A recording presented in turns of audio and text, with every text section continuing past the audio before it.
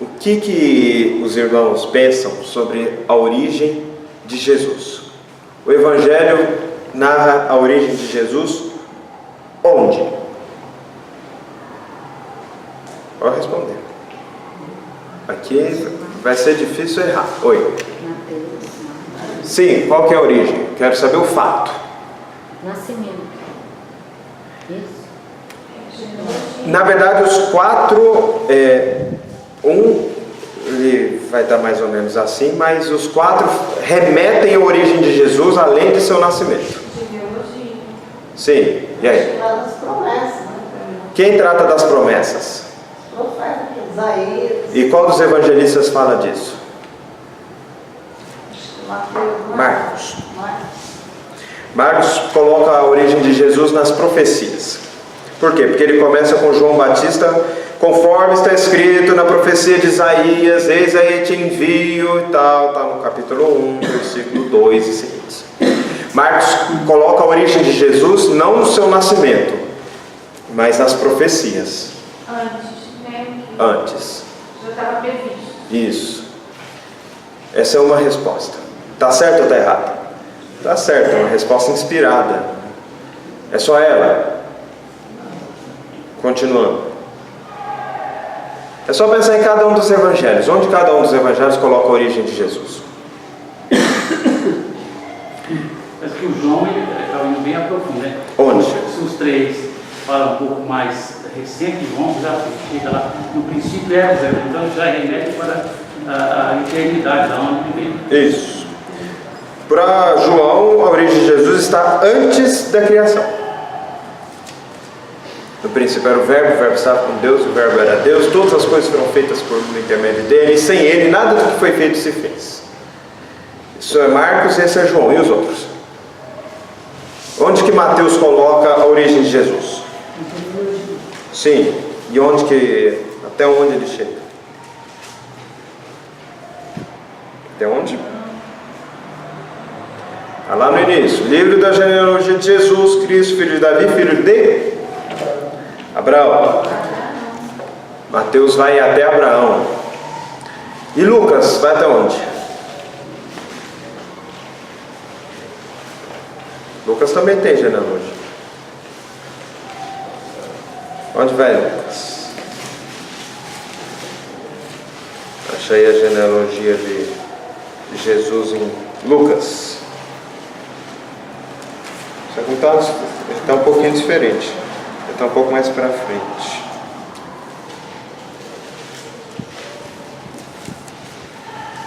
Onde está a genealogia de Jesus? Está no capítulo 3, versículo 23. Era como se cuidava, filho de José, filho de Eli, Eli filho de Matate, Matate filho de Levi, tal, até chegar em quem? Versículo 38, Cainã filho de Enos, Enos filho de Sete, e esse filho de Adão, filho de Deus. Ele chega na criação. Então, para Marcos, a origem de Jesus é onde? Nos profetas. Para Mateus, Abraão.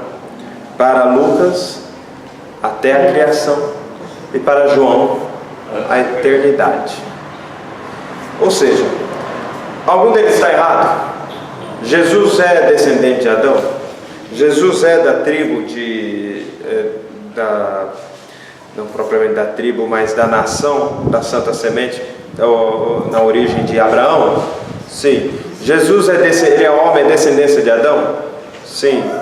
Todas são verdades, só que eles abordam sob aspectos diferentes. E assim eles precisam ser encarados e estudados. Eles falam a verdade, mas eles falam uma parte da verdade.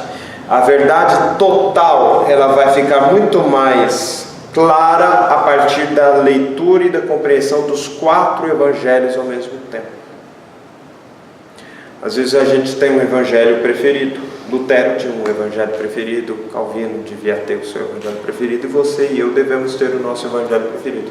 Mas é preciso que a gente, para entender, ler todos e compreender todos. Só nisso, só para explicar a origem de Jesus, os irmãos já observam como é possível ver a mesma história sob aspectos diferentes e todos esses aspectos verdadeiros.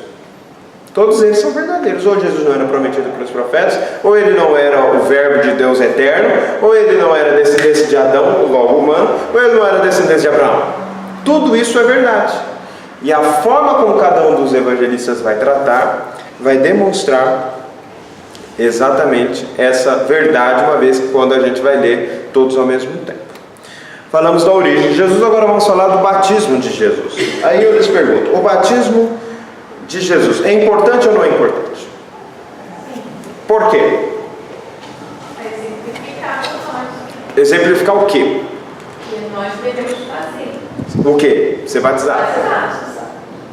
Por que batismo do arrependimento? Que? João não batizava? Então, essa é a pergunta. Essa é a pergunta, não é? Que ele não batiza de arrependimento? Jesus precisava se arrepender de alguma coisa? Não. E então, qual que é a resposta? Mas ele não fala para João. O que ele fala? Não, o João não queria batizar. Isso. Mas ele fala que ele precisava ser batizado para que ele pudesse ser um exemplo para as outras pessoas. Eu acho Fazer a vontade eu acho que não é bem ser um exemplo, mas está próximo. Mas fazer a vontade do Pai. Sim, mas a ideia é próxima. Não é exatamente um exemplo, mas é uma ideia próxima de exemplo, porque a palavra não é um exemplo. A palavra é outra. A expressão dele, Vai enquanto batismo, procurando quando aqui. recusa a batizada, ele significa então dizer, convém que cumpramos com toda a justiça, não é isso? Isso. Cadê o batismo aqui, gente? Isso. Versículo 15 de Mateus 3. 14, ele, a princípio, né, como os irmãos perceberam, ele não queria ser batizado por João Batista não queria batizar. Ele, porém, dissuadia, dizendo: eu é que preciso ser batizado por ti, tu vens a mim? Mas Jesus lhe respondeu: deixa por enquanto, porque assim nos convém cumprir toda a justiça. Então ele o admitiu.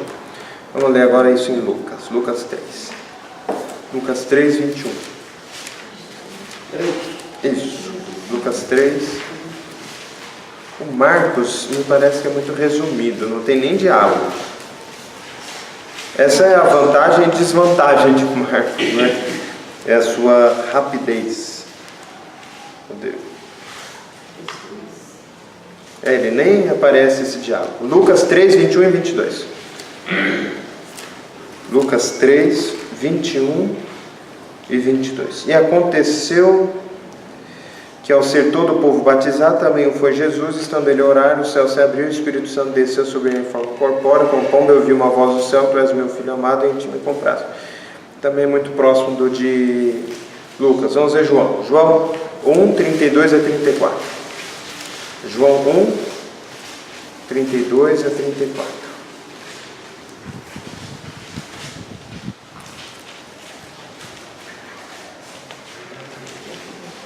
E João testemunhou dizendo: viu o Espírito descer do céu como pomba e pousar sobre ele. Eu não conhecia aquele, porém, que me enviou a batizar com água, me disse: aquele sobre quem vires descer e pousar o Espírito, esse é o que batiza com o Espírito Santo. Pois eu de fato vi e tenho testificado que ele é o Filho de Deus. Em todos eles os irmãos veem, todos esses fatos os irmãos veem que há aí muito mais uma espécie de proclamação do que propriamente uma necessidade de Jesus, que o texto é taxativo de dizer que ele não tinha. Mas então, que sentido é que ele estaria colocando essa necessidade de ser batizado, essa necessidade de cumprir isso como uma adequação àquilo que Deus esperava dele? Ou seja, uma prática justa. O que é aí que é a chave hermenêutica que a gente não pode esquecer. O que nós temos trabalhado até agora? Quem lê o livro já sabe a resposta. Quem lê o livro nesse capítulo, que é o capítulo A Vinda do Rei. E está assim mesmo, a origem, o batismo e a tentação de Jesus. O que nós temos aprendido? É que os testamentos, o Antigo e o Novo Testamento, eles se complementam, né? Eles se completam. Um não trata de uma coisa diferente. Não é como se tudo que tivesse no Antigo Testamento morreu, apareceu Jesus, e Jesus, nesse sentido, diz: eis que faço novas todas as coisas, esqueçam tudo que foi falado até agora, estamos numa nova era, num novo momento, em que tudo aquilo que foi abordado foi mero falatório, sem qualquer expressão no presente. Não é isso que acontece. Aí eu lhes pergunto, o ministério de Jesus começa onde? Sim, mas qual foi o evento que marcou? A partir de agora ele começa a proclamar. Qual foi o evento? O batismo. Todos os evangelhos eles narram a infância de Jesus, até com Lucas com 12 anos, mas quando ele chega no batismo, aí eles começam a contar a história. Aí ele foi para cá, ele foi para lá, ele foi tentado, ele desceu, foi para Cafarnaum, foi para Galiléia, fez um milagre aqui, fez um milagre ali, chamou o discípulo aqui, chamou o discípulo lá, e por aí ele vai. Mas ele começa no Rio Jordão. Por que ele começa no Rio Jordão? O que ele está fazendo antes de morrer na cruz? O que a gente lembra? Ele está cumprindo a lei no nosso lugar. Ele está fazendo aquilo que nós deveríamos fazer. Quem começa a sua história no Rio Jordão? Ficou mais fácil agora?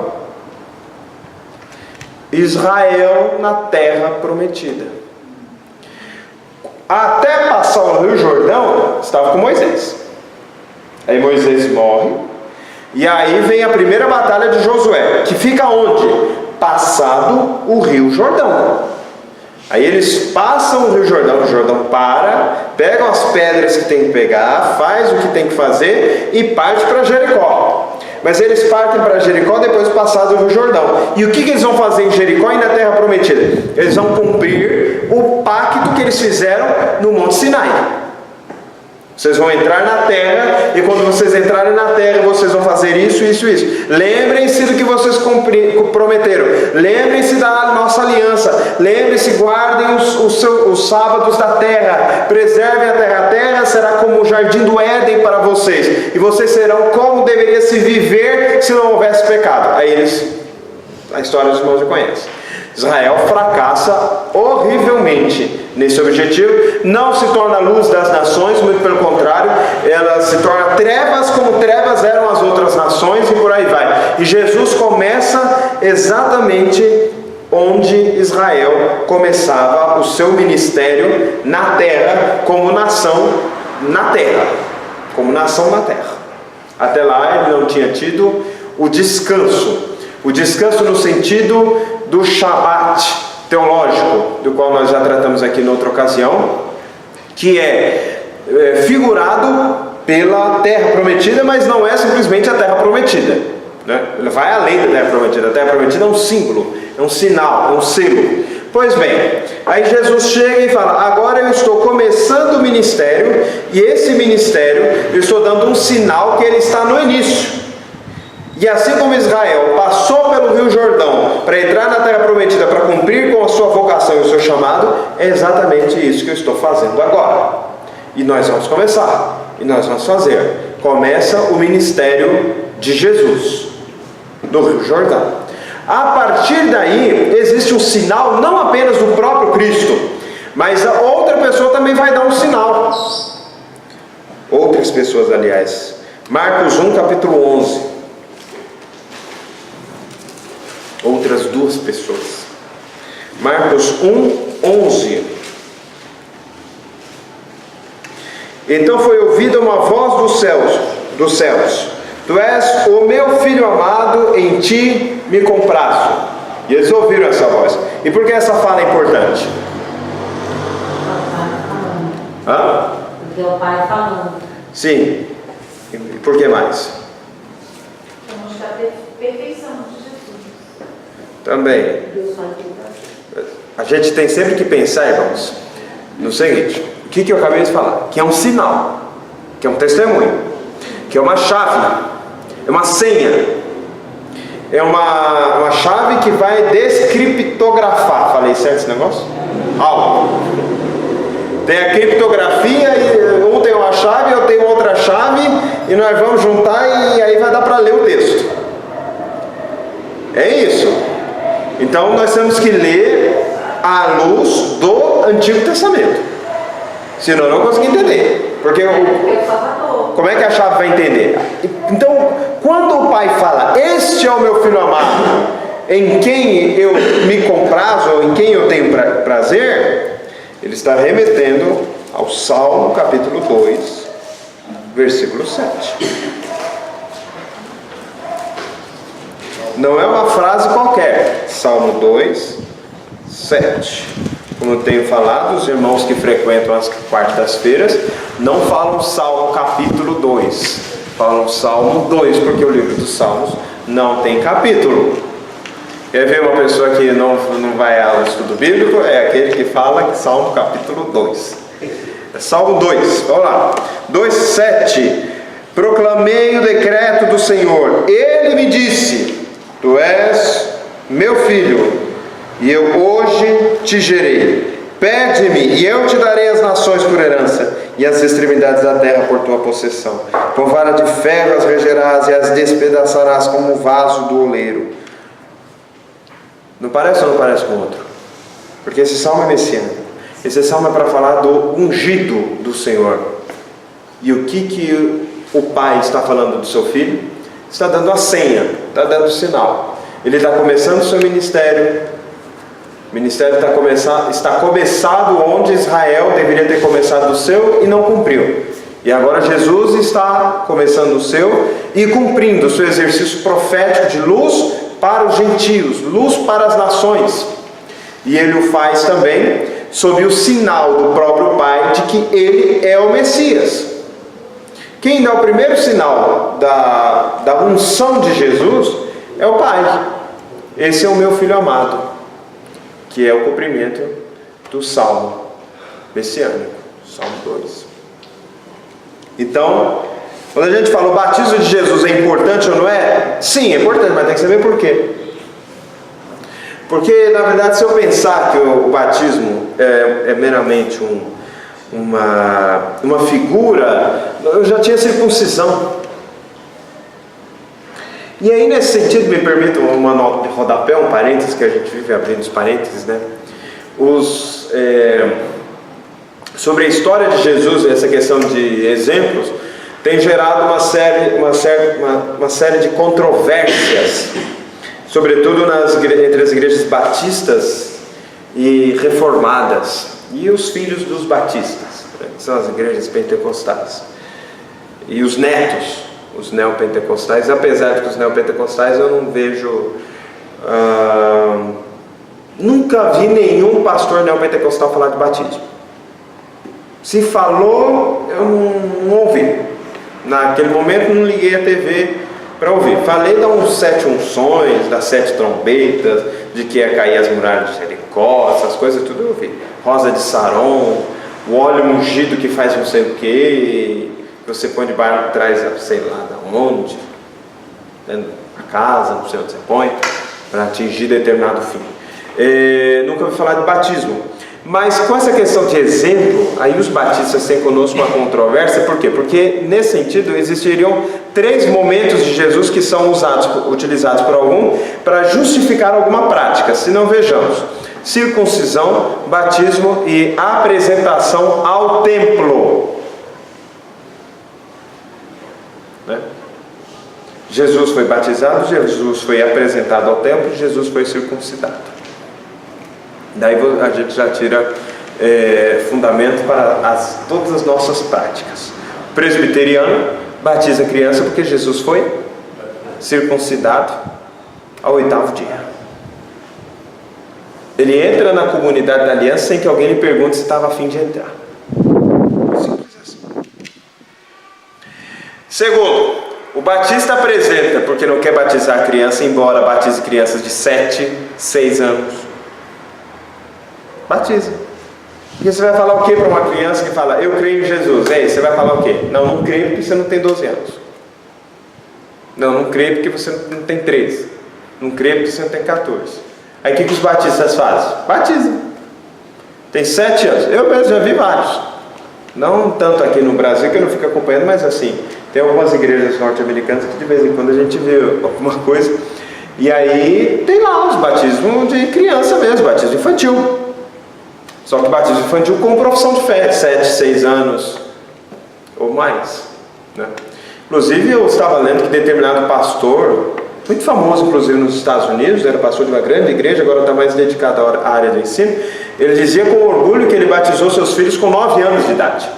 Pastor batista. Então, você tem apresentação no templo, você tem batismo, você tem circuncisão. Dá para todo mundo se encaixar aí. O batista, o presbiteriano, qualquer um consegue se enxergar nesse negócio. Se não quiser batizar, apresenta e por aí vai. A questão é, qual o objetivo de cada passo? A apresentação no templo substituiu a circuncisão. Ela foi ensinada por Jesus. Tu apresentarás tuas crianças no templo. Era um costume da igreja, mas tem sido um costume. Então, quando a gente fala que algo é um paradigma, algo é algo a ser imitado, uma prática é uma prática a ser imitada, aí a gente também tem que olhar o contexto das coisas. Por exemplo, por que batizar tornou-se uma prática da igreja? Por que não permaneceu com a circuncisão?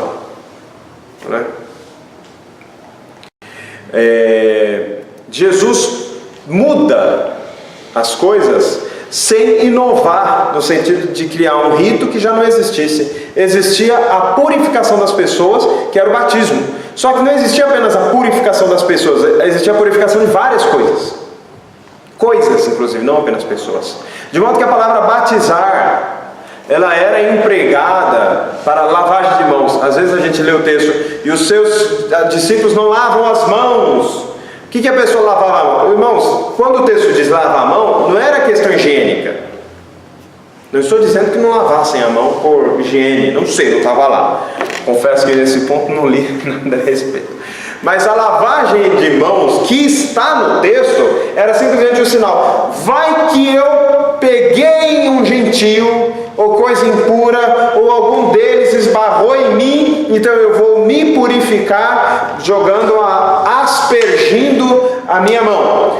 Vai que algum gentio pegou alguma coisa minha, estava na praça, foi comprado, eu vou batizar esses vasos que eu comprei, eu vou purificá-los. Vai que alguém sentou na minha cama ou fez qualquer coisa, eu vou batizar a minha cama. No grego, batizar. Então, por isso que a gente batiza por aspersão. Porque o termo grego, na Bíblia, grego koiné, ele não era apenas imergir. Está no original. Batizar as mãos, batizar as camas, batizar os vasos. Ou seja, é uma prática. Se eu purifico as coisas, eu também me purifico. E aí estava batizando lá no rio. Ou seja, aquilo é um ritual, mas não é para lavar o corpo. Porque meramente lavar a mão, sabe, jogar água na mão, eu não estou esfregando e tal. Eu estou me purificando completo. Mas simplesmente com um ato cerimonial e simbólico. Porque nós não somos cerimoniais e nós não somos simbólicos. Veja, por exemplo, a nossa Santa Ceia. Ela carrega a impressão para nós, o simbolismo que ela possui. Se carregasse, membros de igreja não perdia a Santa Ceia. Mas perde. Por quê? Porque é só um símbolo. A Santa Ceia não é só um símbolo, mas para esse que pensa, é só um símbolo, não entende que mesmo o judeu, aquilo que é só um símbolo, não é só, ele é um símbolo. Ou seja, isso é importante, é simbólico, é significativo.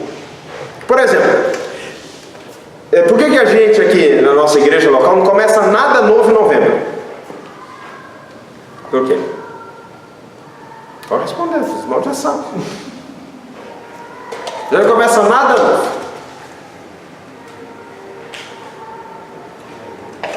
O povo espera fazer o quê? Simples assim. Virar o ano. Eu não conheço uma pessoa que pega a Bíblia e vai começar a ler em Gênesis para ler até Apocalipse em novembro. Ele espera janeiro. O que é isso? Aconteceu alguma coisa diferente? Os irmãos sentem, ou eu sinto, um renovar do Espírito Santo, um fogo do altar descendo no dia 1º de janeiro? Não. Acontece? Não, mas é simbólico. É simbólico. É como se acontecesse tudo de novo. É como se fosse... Isso aí os sociólogos, os antropólogos adoram esses assuntos, né? É como se fosse o recriar. A recriação. Começa tudo de novo. É o ano novo. É a vida nova. Eu tenho que ter uma roupa nova. Eu tenho que ter um calçado novo. Eu tenho que ter uma agenda nova. Claro, o ano acabou, as agendas são anuais. Eu tenho que ter um material novo. As crianças, eu não vou para a escola com o material do ano passado. Vai ter um caderno que está inteiro. O problema é do caderno, ou dos meus pais que tem que pagar, porque eu também não estou preocupado, meus pais que paguem, né? Então, vai comprar um caderno novo. Alguns vai comprar uma mochila nova. Qual o problema da mochila antiga? Está perfeitinha, mas tem que comprar mochila nova. Por quê? Porque é um recomeço. Isso é um símbolo. Isso é um símbolo ocidental para nós muito forte ainda. Para alguns nem tanto mais. Tem alguns que deu 31 de dezembro e 1º de janeiro, nada de novo vai acontecer na vida dele, porque ele também já está num estado de prostração, que a única coisa que vai mudar é a trombeta tocar no dia do juízo. Só. O restante muda nada. Não é? Tem gente que está assim, pastor, não mudou nada na minha vida. Você não vai começar a ler a Bíblia? Não. Você vai começar a orar? Não. Você vai fazer discípulo esse ano? Nós chamamos de fazer discípulos. Os irmãos falam de ganhar uma alma para Jesus. Então fala, você vai ganhar uma alma para Jesus em 2019? Mudou o ano, vou continuar na mesma, do mesmo jeito, fazendo a mesma coisa.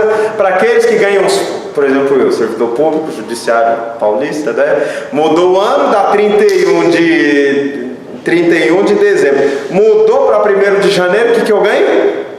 30 dias de férias. Então, é automático, não tem esse negócio de esperar 12 meses, não. É só a primeira que é 12 meses. Depois mudou o ano, ganhei os 30 dias de férias. Então, a não ser que aconteça alguma coisa assim, mas a maior parte das pessoas, mas ainda assim a gente tem esse negócio. É um símbolo. Mas não é só um símbolo. Todos esses eventos são simbólicos. E eu aqui na carreira vou falar de mais 2, que é a tentação. Da mesma forma como o batismo de Jesus é simbólico, a tentação de Jesus é simbólica. Na tentação, Mateus capítulo 5, que me parece ser o texto mais longo, mais detalhado sobre a tentação de Jesus, e isso para mim é interessante porque eu confesso que essa visão para mim foi um tanto nova. Nunca tinha pensado dessa forma. Mas alguém leu, aliás, esses capítulos? Já leu? É o 4. Mateus 5 é a bem-aventurança que eu já li hoje, inclusive. Alguém leu o capítulo do livro que nós estamos? Não? Então eu vou contar como se fosse novidade. Como vai ser novidade mesmo, né? Jesus está sendo tentado a ser o Messias de acordo com a expectativa de Satanás. E aí a surpresa é que até o Satanás tem expectativa sobre o que Jesus deveria fazer. Avalia-se, todo mundo tinha uma expectativa e nós até hoje temos a expectativa. Não, Jesus tem que fazer isso, Jesus tem que fazer aquilo. Se Jesus não fizer isso, então não está bom.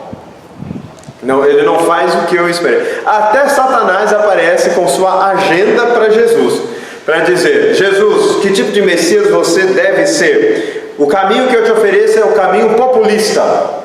E os irmãos vão ver na história de Jesus Exatamente isso. Começa a transformar pedras em pães, e as pessoas vão te seguir e vão te proclamar rei. Transforma, dá pão para o povo. E os irmãos vão ver que na multiplicação do povo, o povo não largava mais Jesus. Esse é o rei que nós queremos. Perto dele ninguém passa fome. Perto dele ninguém fica doente. Estava vendo uma crítica, alguém falando que parece que é difícil encontrar uma teologia da inclusão nos evangelhos. Sabe por que não tem como encontrar uma teologia da inclusão nos evangelhos? Inclusão de deficientes físicos. Sabe por que não tem? Porque ele curava todo mundo. Não tinha por que botar uma rampa na sinagoga se a pessoa chegava sem perna, saía com perna.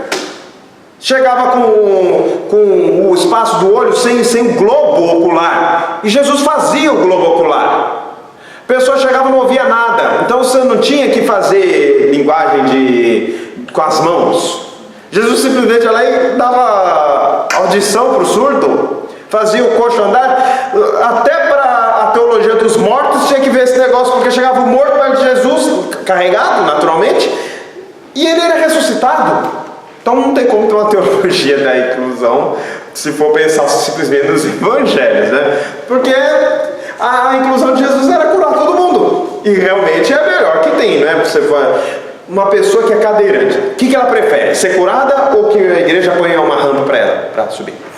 Ser curada, claro. Então, dentro dessa perspectiva, inclusive até um parente meu dizer que há um problema muito sério. Claro, é uma visão diferente da nossa, mas ele dizia que é um problema muito sério quando a igreja coloca ali pertinho umas cadeiras de roda e umas muletas para ajudar os irmãos na fé que às vezes estão com dificuldade, porque o que nós devemos fazer é orar para Jesus curar as pessoas, né? Mas enfim, mas nem sempre Jesus quer curar.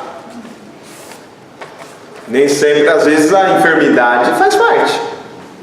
Às vezes não, às vezes ele cura miraculosamente, mas às vezes não. Às vezes a enfermidade é para a morte. E é bom que seja para a morte, porque nisso Cristo tem os seus propósitos. Então, o primeiro era o caminho populista, e Jesus disse não. O segundo era o operador de milagres. Vá lá, pula do templo e faça Deus te salvar, e coloca Deus o Pai à tua disposição para operar grandes sinais e maravilhas para que as pessoas venham até ti por aquilo que virem você fazer. Ou seja, faça muitos milagres e as multidões virão. Esse é o Messias que Israel quer. Esse é o Messias que as pessoas querem. Eu acho interessantíssimo, irmãos, como isso foi escrito no ambiente britânico e norte-americano, e parece que é o nosso livro, Drama das Escrituras, e parece que foi escrito na esquina aqui, porque é exatamente o que o Brasil vive. Faça milagres e juntem-se os milhões. Pregue a palavra, alguns vão. Como é que faz? Né? Ou seja, há nisso uma dificuldade. Me parece que a agenda de Satanás está ganhando. A agenda de Satanás está ganhando. Qual que é o problema do milagre? O milagre em si não é positivo nem negativo. Em si, não. Aí eles perguntam, me perguntam, mas por quê? Não é sempre bom? Não. Nem sempre é bom. Nem sempre é bom. Por quê? Há milagres que e eu não estou aqui dizendo propriamente até de milagres verdadeiros. Também não estou aqui a dizer se é todo mundo charlatão. Não é isso que eu estou dizendo.